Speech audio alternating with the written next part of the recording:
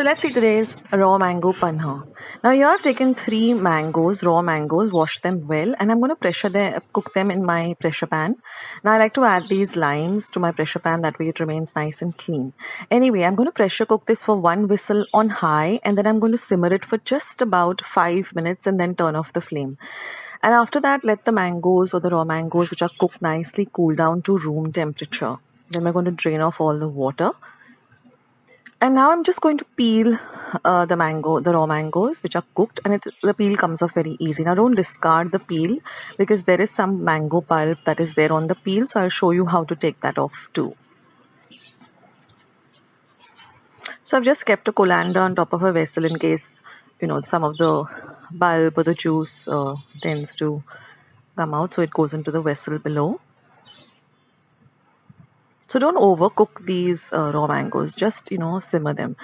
So now I'm just going to take a spoon like this, and I'm just going to take out whatever cooked pulp is there attached to the peel, and then you can discard the peel.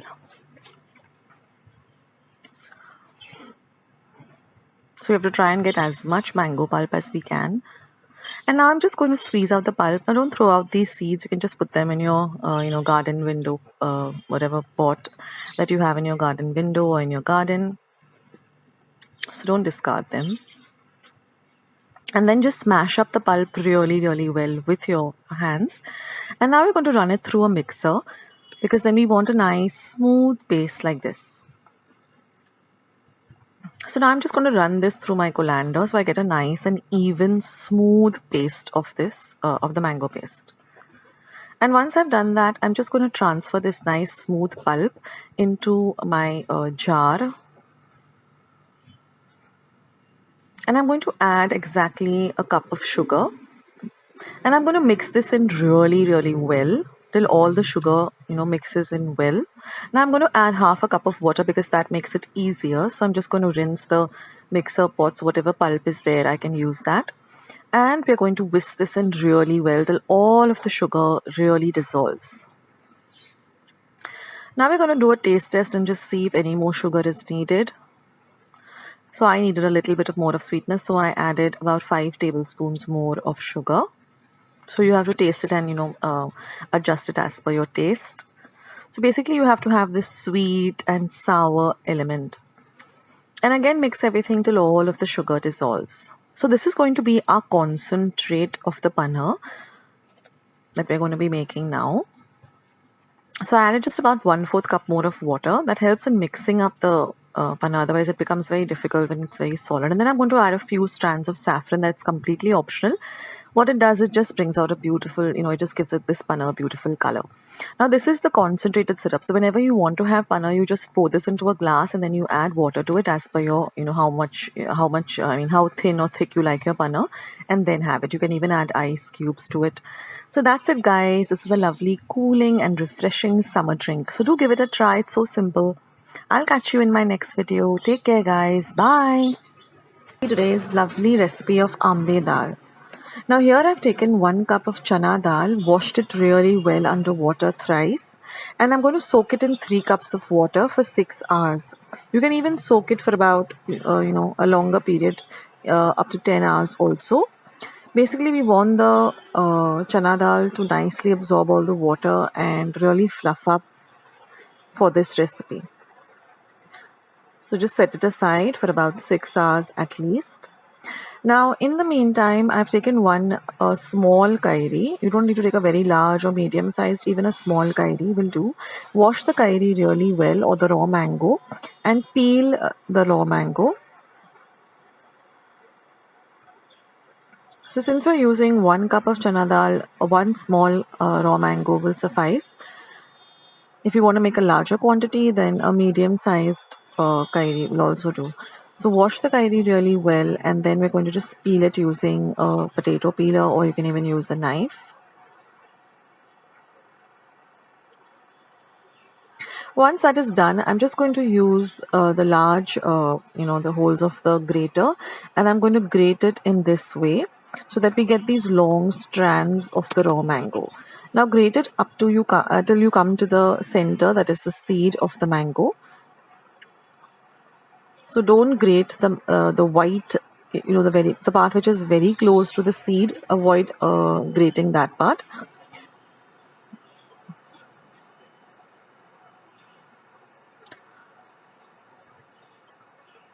So this is a very delicious recipe. For those of you who are not very familiar with it, you must give it a try. It's really a nice summer kind of a snack item.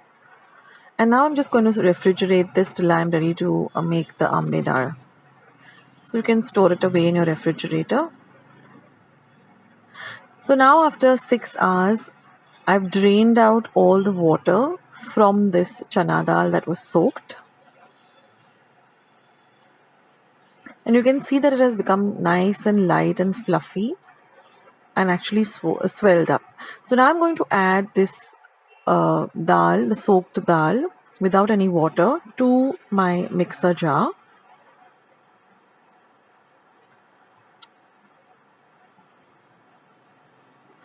So this is a evening kind of a snack item which is eaten during the summertime when raw mangoes are available. And now I'm going to add 2 light green chilies that I've just cut up into smaller bits. And then I'm going to add our grated mango or grated raw mango. Just give it a gentle mix. And now we're just going to add some salt to taste.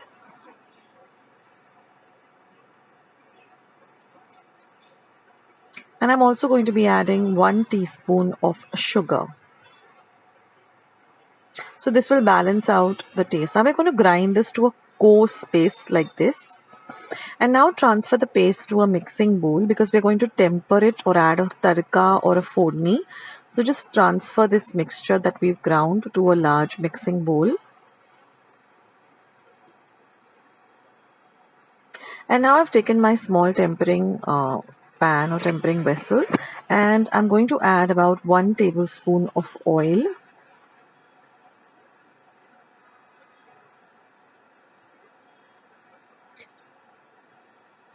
Now once our oil is nice and hot, we're going to add half a teaspoon of mustard seeds, that is mori or rye. Once the mustard seeds begin to splutter, I'm going to add half a teaspoon of cumin seeds or jeera. I'm going to then take 2 dried Kashmiri red chilies which I've broken up into half and add that to the tadka. And half a teaspoon of asafoetida as well as half a teaspoon of turmeric or haldi powder. So once we've added everything, turn off the flame, just mix everything well. See that the red chilies are nicely fried.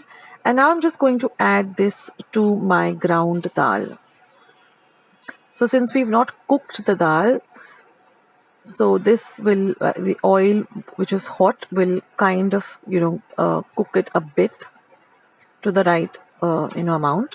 And then just give everything a very good mix. Let all of the tempering mix really well with the ground dal. Now at this point you can just give it a taste to see if you require any more salt or sugar, or even if you want a little more of the kairi, then you can add a little more grated kairi. And I'm going to just add about a tablespoon of chopped up coriander, fresh coriander leaves, and that's it, guys. You can have this hot or you can chill it up in your refrigerator and have it as an evening snack. This is an ideal summer snack, so do give it a try, and I'll catch you in my next video. Bye.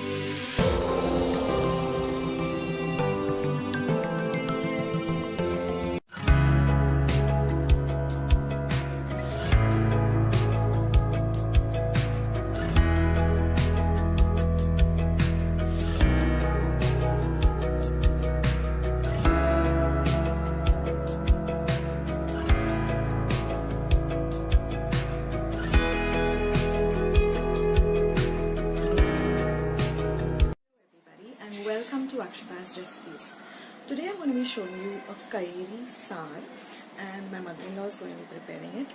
And this saar is super simple. It has like very few ingredients, and the end result is this lovely, tangy, sweet, little spicy saar recipe.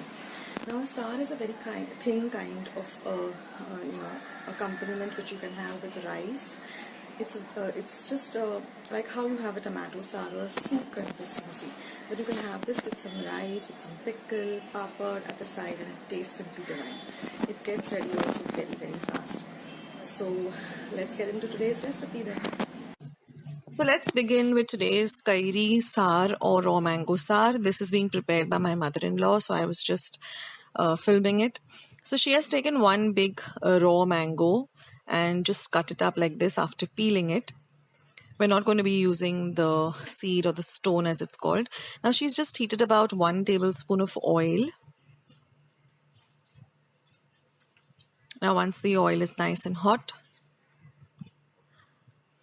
she's added about 1/4 teaspoon of cumin seeds or jeera seeds,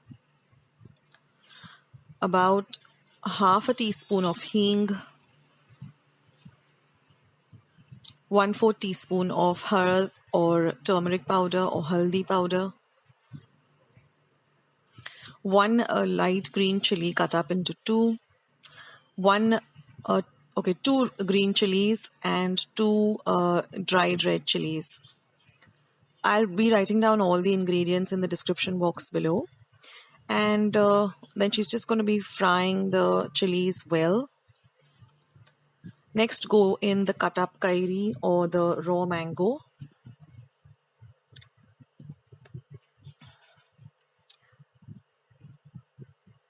Now you got to fry this raw mango along with the fodni or the tadka or the bagar as we call it for at least a minute. Now you know how moms and mom-in-laws cook. They don't have a specific kind of measurement, so they just eyeball stuff or just go by and the stuff really comes out very tasty. So I'm just trying to figure out like how to put all the measurements down, so I will be doing that, so don't worry about that. But believe me, this recipe is really delicious, and it really goes very well with some nice hot rice. It is sweet, tangy, a little spicy. So now after the everything is fried a little bit, she's added just a little bit of water to cover up just enough to cover up the raw mango pieces and the rest of the ingredients in the bagar. And now we're going to bring it to a gentle boil. These are very traditional recipes and recipes that have been handed down from one generation to the other. So, they're really amazing that we can really make all of this over again. Now, my mother-in-law has added about half a tablespoon of besan or chickpea flour, and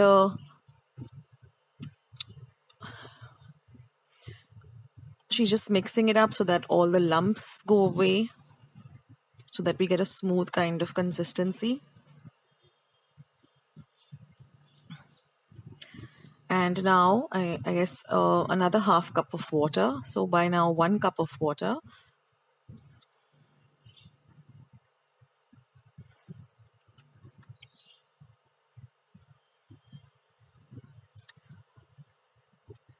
And another cup of water.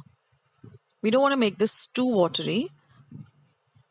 And the besan or the chickpea flour is being used as a thickening agent. Now she's also added a little bit of gur or jaggery, which you can see in the pic here. So say about a tablespoon of jaggery. Now the KAIRI is saar, and of course salt. She's adding some salt. So now the KAIRI is sour, the gur or the jaggery is sweet, and it's quite a big amount of gur, so like about a tablespoon of gur, or you can adjust it as per your taste. And the chilies are the spicy factor, and the gur is the sweetening factor. So it's really a nice, sweet, tangy, spicy kind of curry or a saar. A saar is a very thin kind of curry. And now we're just going to boil this for about 5 minutes on a low to medium flame till everything really comes together very, very well. And that's it, friends. It's as simple as that. And your saar is all ready. And it looks like this. A kind of a stewish kind of consistency. But it's really delicious and I hope you guys give it a try.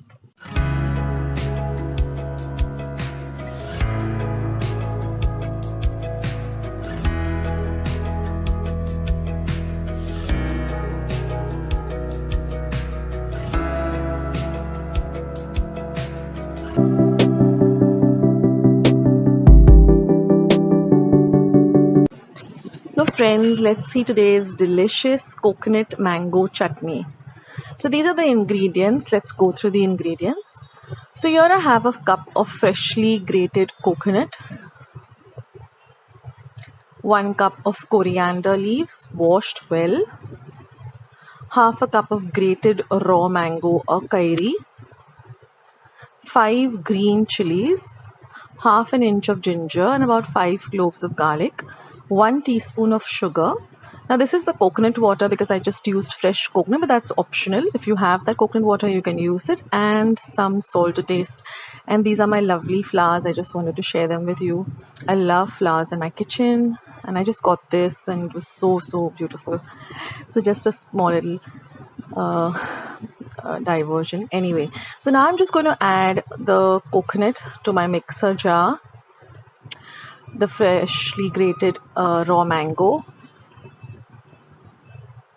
the chilies, ginger, garlic, the fresh coriander,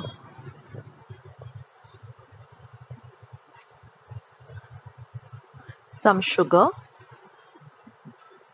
this is the coconut water, and some salt to taste. And we're going to add about a quarter cup of water and just grind all of this to a paste. Now you can add more water or less water depending on how you like your chutney, and your lovely coconut and raw mango chutney is all ready. So I had made these lovely oats idlis. I'll leave a link to the recipe. They taste really delicious and I serve them with this chutney.